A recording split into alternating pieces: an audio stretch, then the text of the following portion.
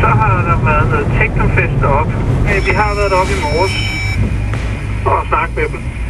Og vi regnede med, at det gik i sig selv på grund af vejret, men det er ikke rigtig tilfældet. Kom. Sent på eftermiddagen bliver politiet kaldt til en meget våd teknofest. Der er blevet klaget over den høje musik.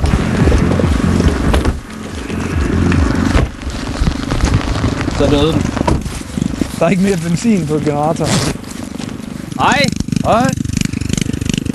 Det er partykongen. Ja, Det lyder godt.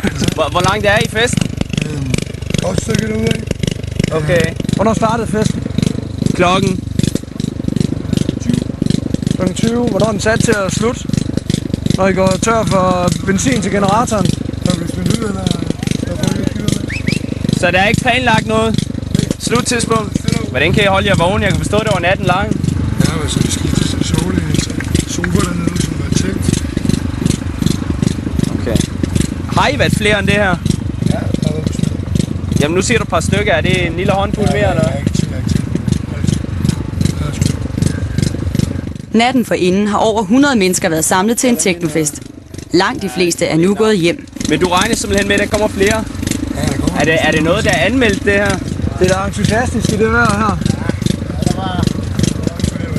Ja, det må man sige. Regndansen virker, så meget kan man sige. De sidste deltagere lover at pakke sammen og forlade stedet. Så vil vi køre igen. Så går vi. Vi skal nok